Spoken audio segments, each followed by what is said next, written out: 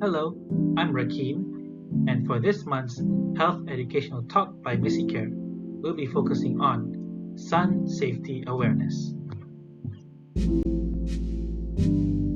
For today's talk, we'll be looking at sun UV lights, sun exposure benefits, as well as the drawbacks of overexposure, and some preventative actions we can take against overexposure of sunlight. So firstly, we want to know and understand what are UV lights from the sun.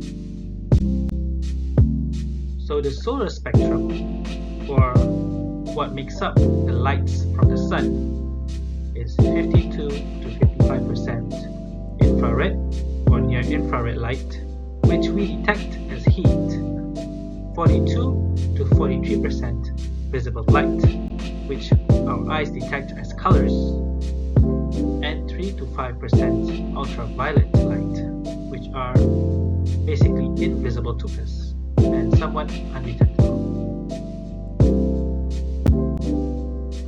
So this is the general outlook of the spectrums of the solar light. So they range from the infrared to the ultraviolet. Infrared has a longer wavelength in nanometers compared to ultraviolet. And here you can see ultraviolet is divided into UVA, UVB, and UVC with the smallest wavelength. Let's look at the types of UV lights. We have three major or main UV lights category. UVA makes up 95% of solar UV radiation. And this type of UV penetrates the skin down to its middle layer, which is responsible for wrinkles, sunspots, and other types of premature skin aging. It is also strongly linked to skin cancer. UVB has a shorter wavelength compared to UVA, and it only penetrates top layers of the skin. Overexposure of this type of UV causes sunburns as well as skin cancer, so we have to watch out. Now the most dangerous type of UV light is UVC. However, UVC is mostly blocked by the Earth's ozone layer, so we are safe from the sun's UVC. But if you are working with lasers and light emitting equipment, you should watch out from those UVCs.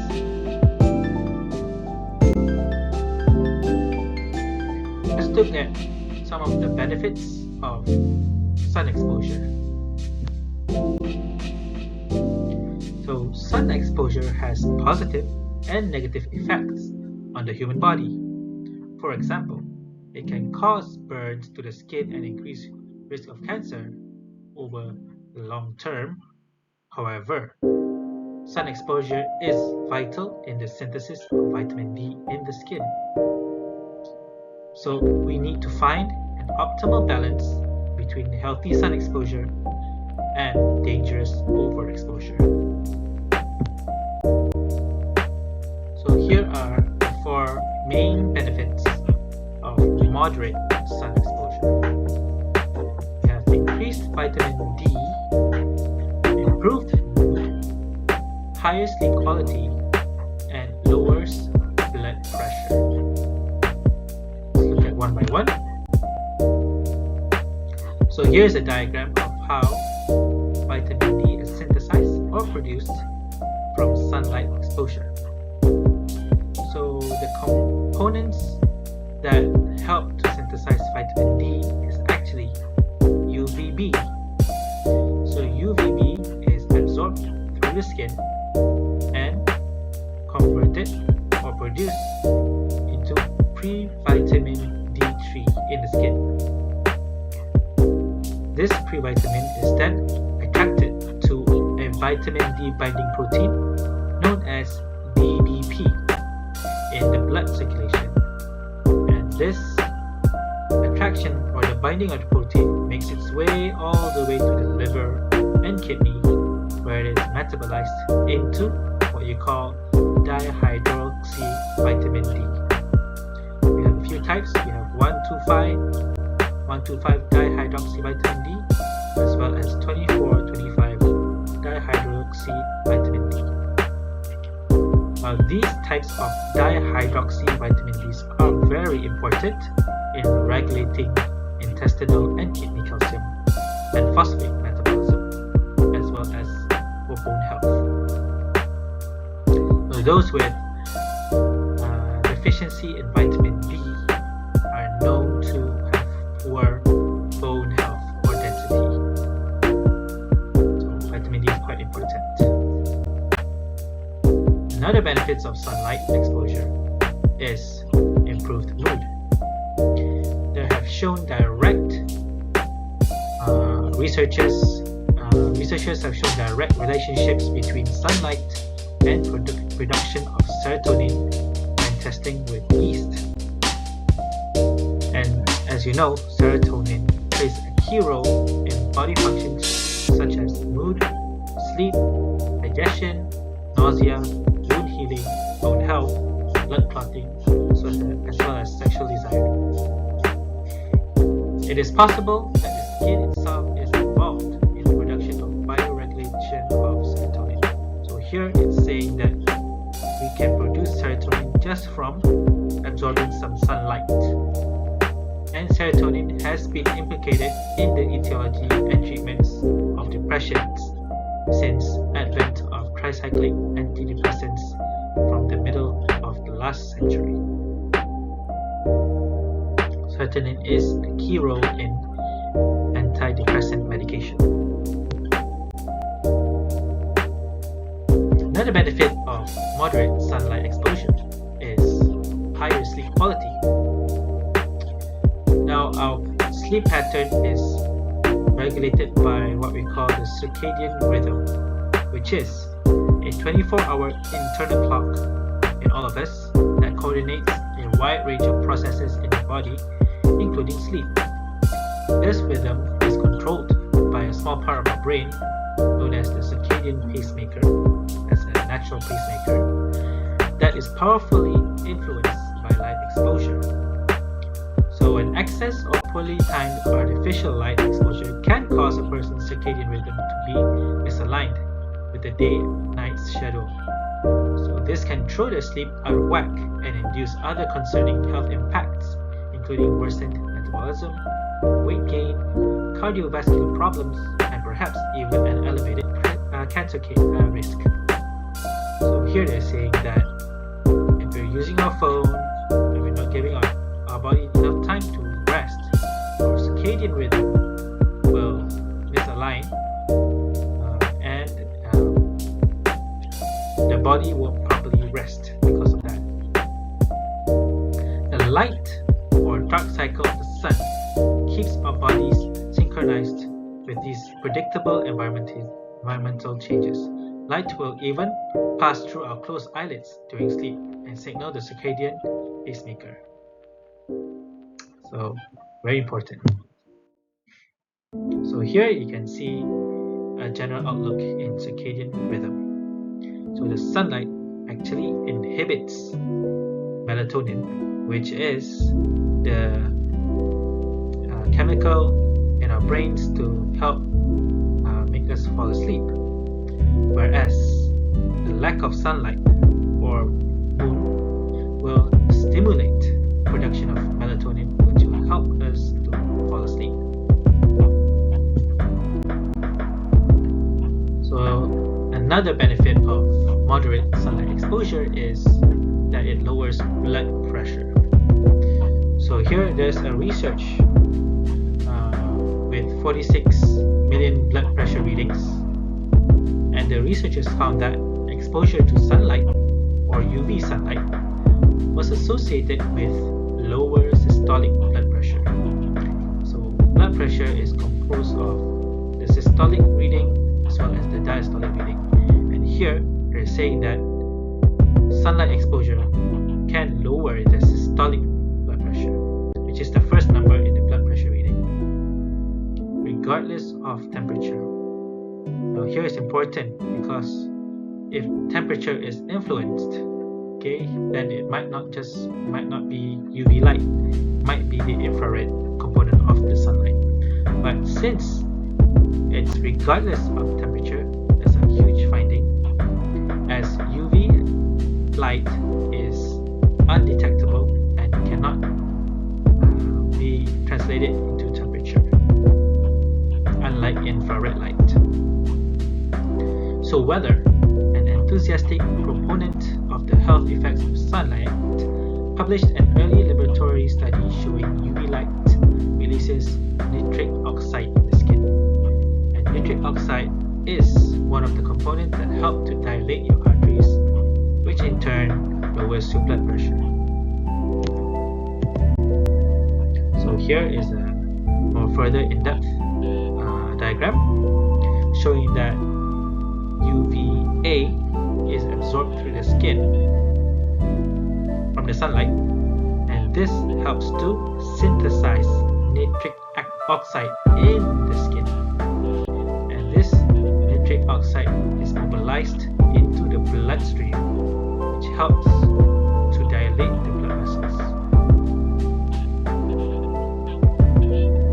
So this is normal blood vessels, and with nitric oxide helps to relax the vessels, thus dilating the area, which helps to reduce the blood pressure.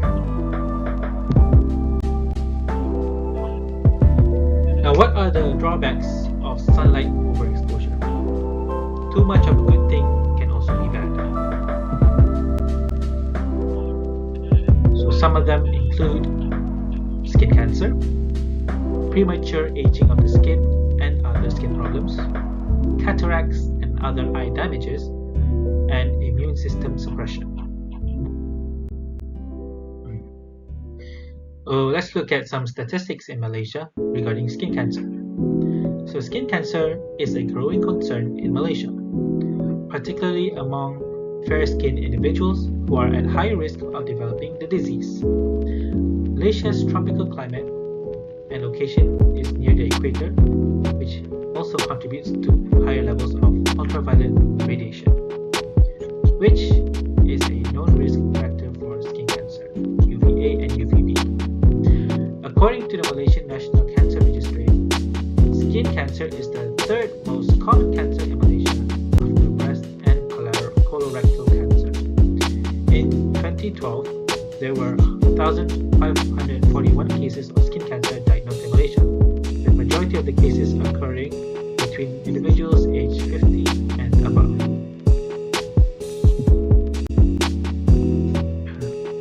So here are the common types of skin cancer. There are more, but here are the 3 common types of skin cancers found.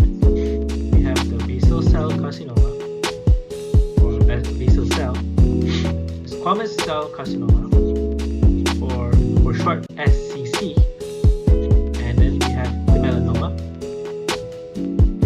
which is one of the most serious forms of skin cancer.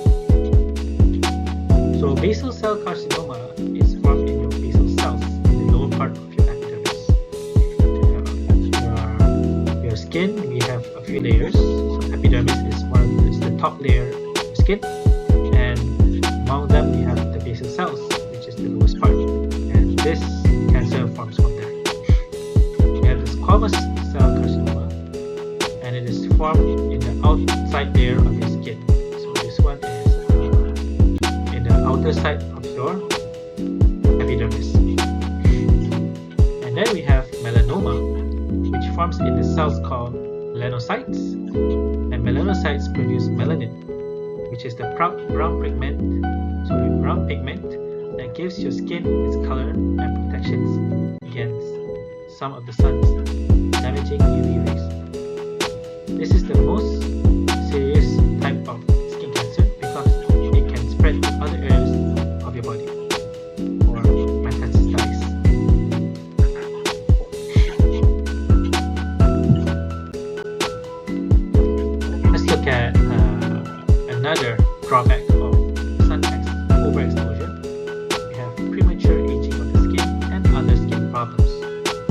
chronic exposure to the sun also causes premature aging, which over time can make the skin become thick, wrinkled, and leathery. Since it occurs gradually, often manifesting itself many years after the majority of a person's sun exposure, premature aging is often regarded as an unavoidable, normal part of growing old. However, up to 90% of the visible skin changes commonly attributed to aging are caused by the sun. With proper protection against UV radiation, most premature aging of the skin can be avoided. So wear your sunscreens and wear your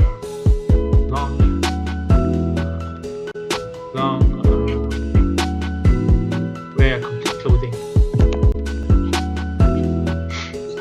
And this is cataracts and other eye damages caused from sun damage.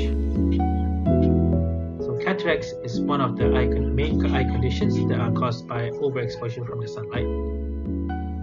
As you can see here, we have the other eye damage or eye conditions caused by overexposure of the sun, like pterygium, macular degeneration, cancer related to the eye or eyelid, and photokeratitis.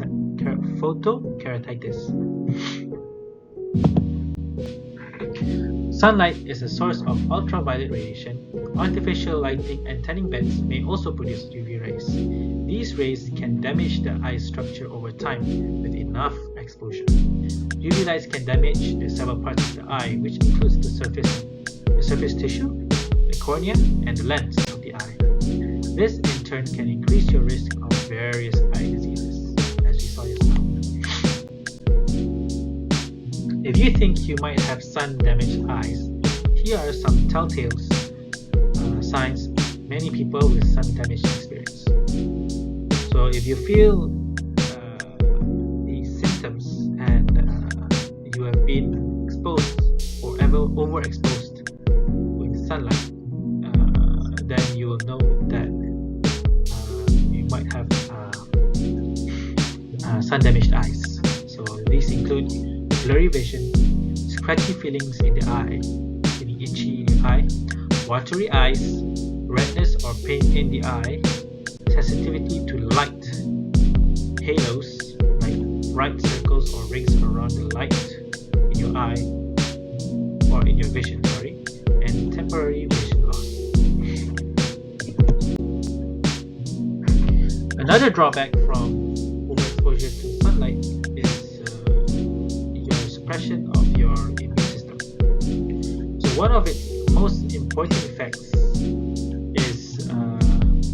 of sunlight overexposure is UV-induced immunosuppression, a defective immune response triggered from UV radiation affecting the skin first, then the whole body. UV radiation is known to be directly absorbed by DNA, right?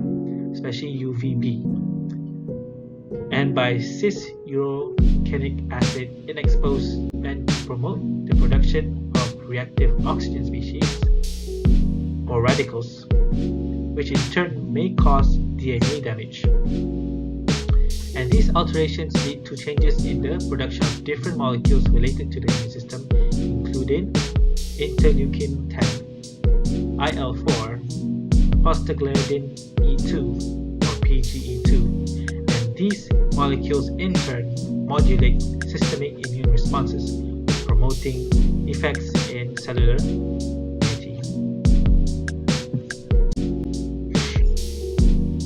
So here you'll see the differences in excessive sunlight exposure versus limited sunlight exposure to the immune system. So with excessive sunlight exposure, maybe due to low latitude or lifestyle, recreation, mainly outdoors.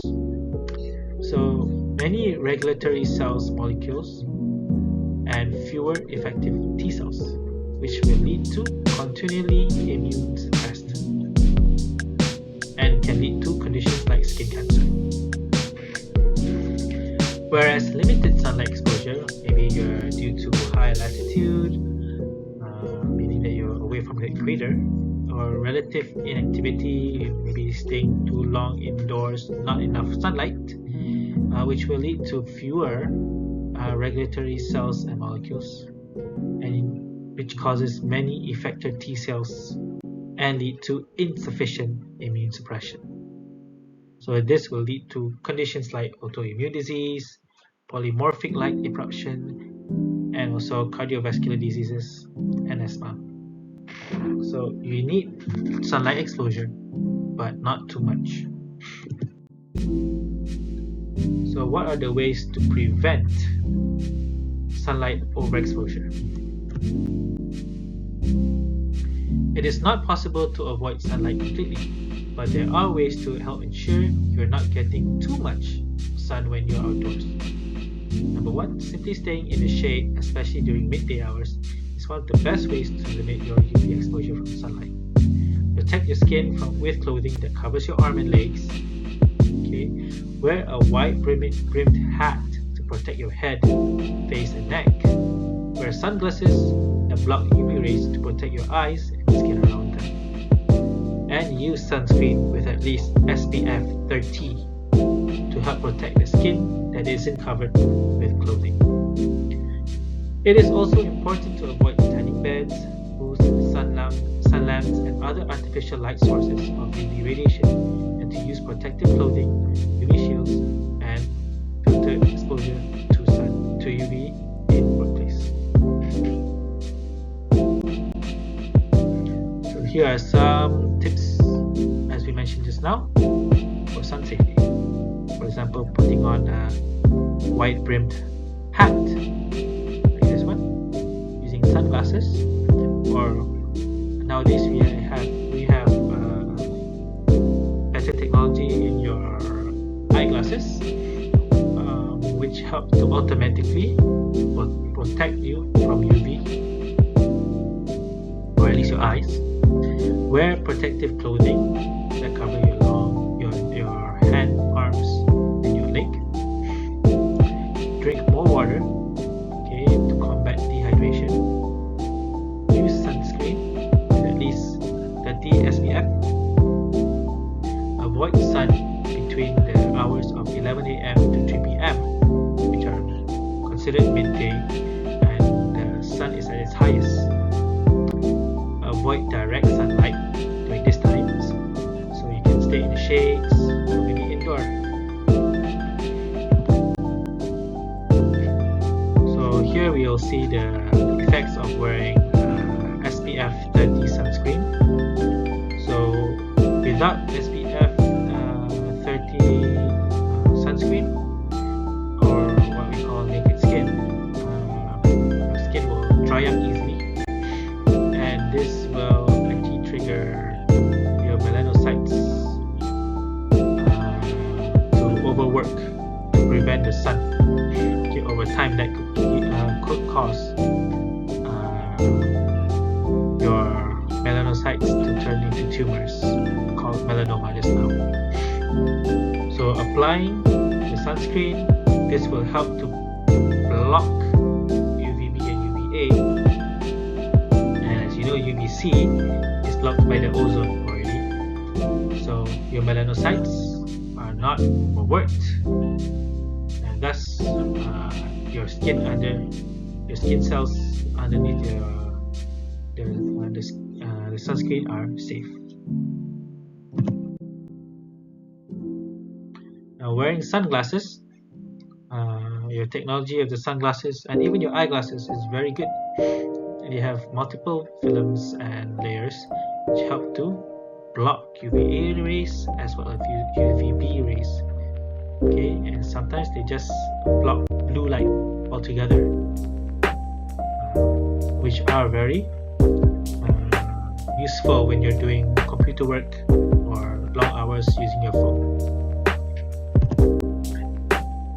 So that's all. Thank you for watching. Please leave any comments in the comment section if you have any questions.